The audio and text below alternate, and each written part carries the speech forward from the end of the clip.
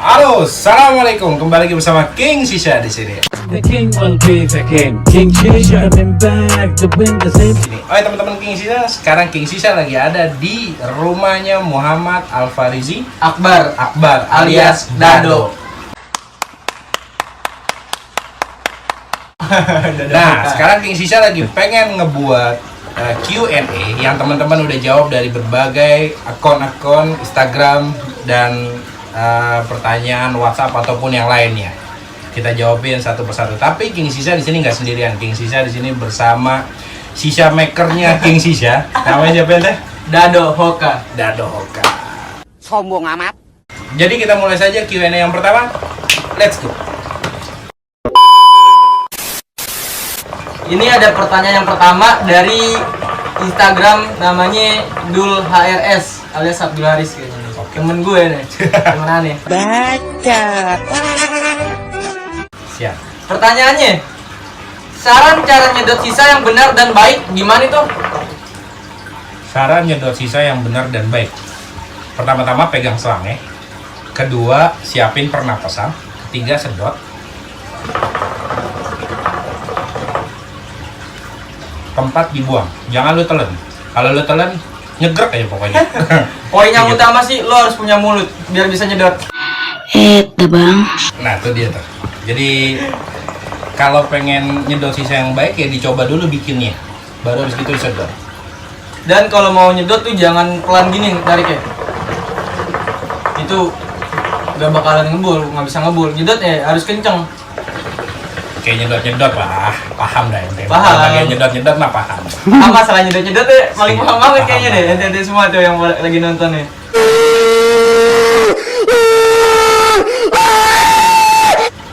Lanjut pertanyaan kedua. Rasa sisa rata-rata nikotin berapa? Fruity atau ice? Rasa sisa nikotin berapa? Teman-teman King Shisha, kalau di sisa itu nikotinnya itu rata-rata selain mint itu di bawah 1 miligram, bahkan dia 0,0 berapa gitu, 0,05 lebih tepat. rata-rata kayak gitu. Jadi cuman mint aja itu kan buat bikin nambah kualitas strongnya ya. Jadi mint itu ada nikotinnya, selebihnya nggak ada, jarang banget sih. Jadi itu jawabannya. Rasa sisa rata-rata nikotin berapa? Nikotinnya 0,05, kecuali mint bisa di atas 0,05 tapi tetap di bawah 1. Betul. Lanjut pertanyaan ketiga dari Aliman Ilham 11. Lebih baik banyak bolongan foil apa sedikit? Kalau buat lebih baik banyak bolongan foil atau sedikit, tergantung dari cara ngeraciknya. Bolongan itu tidak tergantung banyak atau dikitnya. Ada yang ngasih bolongannya banyak, ada yang ngasih bolongannya dikit. Itu tergantung teknik orang sendiri-sendiri. Jadi kalau dia ngasih bolongannya, tergantung tungkunya juga sih. Kalau kayak tungku kayak anak punya panel itu bisa orang ngasihnya dikit-dikit. Kalau tungku yang kayak biasa ini orang biasa ngasih banyak. Jadi tergantung Mesir, jenis Bang tungku Bima. Mesir atau tungku panel atau tungku apapun. Dan bolongan itu banyak dikitnya ngaruh juga ke tarikan.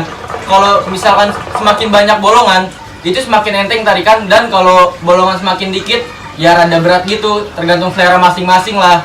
Dan kalau kebanyakan bolongan itu, apalagi udah banyak bolongan gede-gede, bolongannya itu pengaruh juga sih kerasa, jadi cepet angus gitu, jadi cepet habis rasanya. Kalau bolongannya itu lebih banyak, lebih gede gitu kan, dia pakai bolongan yang gede-gede, itu pasti abunya akan langsung masuk. Nah, Abunya langsung masuk ke dalam Masa? muasal dan hasilnya nanti jadi nyegrek jatuhnya. nah itu Atau penyebab serat. nyegrep juga. Lanjut. Pertanyaan yang keempat dari Khairul Uda Iyung. Campuran yang strong tapi nggak bikin pusing apaan? Campuran yang strong tapi nggak bikin pusing. Nah. Setiap orang berbeda-beda sih ya. Setiap orang berbeda-beda. Kalau Ana lebih suka pribadi campuran yang strong, nggak bikin pusing. Menurut Ana itu double apple orange mint. Itu strong semua, tapi level Ana itu nggak bikin pusing. Tapi menurut mungkin level orang lain itu bisa bikin pusing. Tapi kalau mau yang benar-benar soft, itu peach strawberry mint atau peach melon mint. Itu bisa kayak gitu. Kalau menurut Ente?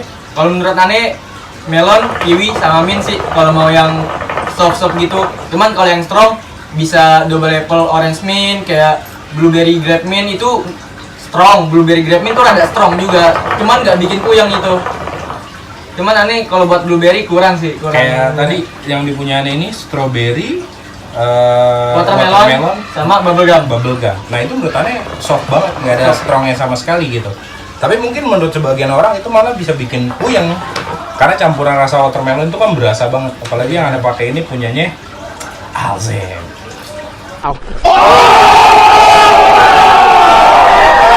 Muasal satu-satunya muasal yang made in Indonesia. Lanjut pertanyaan kelima. Pertanyaan kelima, kiwi apa mentol?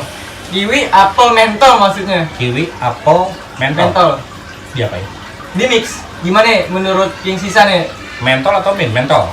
Ya min lah biasa kita mint. sebutnya. Soalnya kalau di muasal lain, merek Gibiar ada namanya mentol. Kalau kiwi, apel mint, double apel, kiwi mint misalnya gitu. Ya itu soft menurut Ane, nggak strong. Nggak terlalu strong ya, asal ya karena dia ngambil manisnya dari double apple. Iya, sama melon. Kiwi. Kiwi sama kiwi. Sorry. Ngambil manisnya itu dari kiwi. Kiwi itu kan nggak begitu manis, cuman ke double apple itu emang sih kalau Ane akuin ya, double apple itu satu-satunya muasal yang rasanya paling awet. Iya, betul. Walaupun kita mau 3 kali nambah barang, 4 kali, 5 kali, itu double apple sih paling awet rasanya. Betul. Cuman double apple gimana ya? Tergantung mood orang masing-masing. Ada yang suka, ada yang enggak. Masalah ini muasal paling top nomor 1 di antara pecinta sisa ya. Rata-rata mereka pasti suka sama double apple. Tapi nggak semua orang juga suka, karena struktur double apple itu kalau pertama kali ente nyoba sisa, jangan pernah nyoba langsung ke double apple. Pasti insya Allah buka pingsan langsung. Gitu. Jadi mendingan ke level yang lain lah, gitu, yang kecil-kecil Yang dulu. soft-soft gitu. dulu, Soft-soft kayak dulu. strawberry, grape, melon, kayak rasa buah-buahan itu jangan apel dulu dah. Kalau nggak mau pala lu celeng gitu.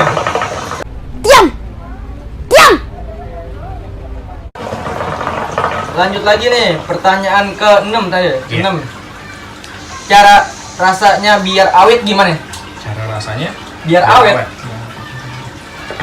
Ente bikin, ente jangan bakar, simpan sampai seminggu, nggak bakal hangus-hangus.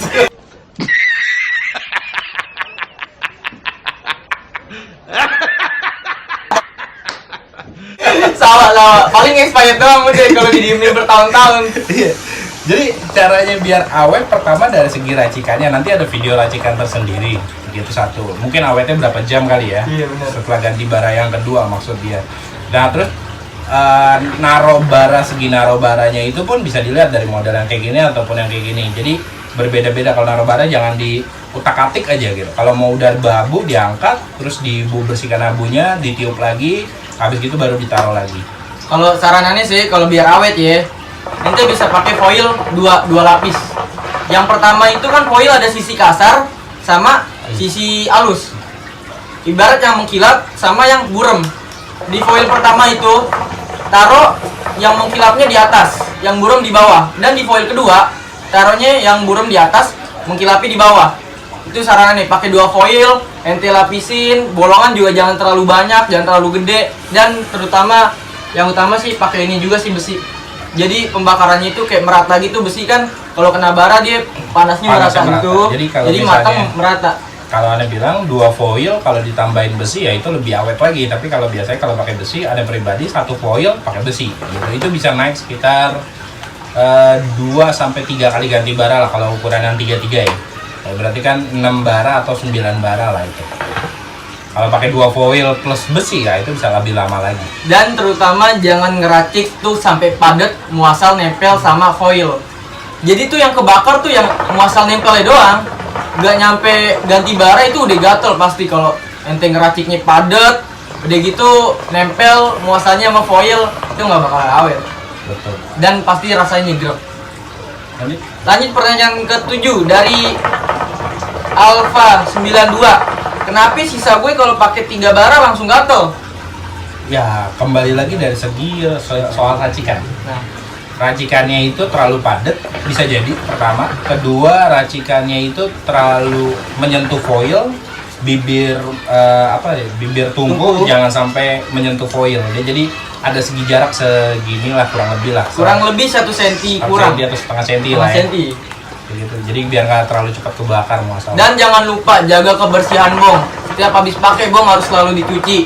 Lihat dalamnya, kalau misalkan kenapa sih ngeracik udah bener nih, ya kan? Tapi masih gatel. Nah itu yang jadi permasalahan. Lihat ke segi kebersihan bong ente. Bersih apa kagak? Dalamnya sikatin. Kalau bisa sih ya, yang tadi ente bilang Bib, ditembak pakai apa? Dosmir. Dosmir, bener. Kalau nggak mau capek, ke tukang cuci mobil, minta Nah. dosmirin bong. Itu aja udah cukup. Nanti setelah di dosmir, dikeringin pakai pengering yang biasa buat mobil tuh. Iya. Udah itu langsung. Itu bagus pasti. Nah, intinya jangan lupa jaga kebersihan bong, selalu cuci sehabis pakai. Kan di zaman sekarang ini nih juga lagi banyak virus nih yang nyebar. Jadi kita harus safety gitu. Betul, safety. Tapi ente nggak ada kena corona kan nih?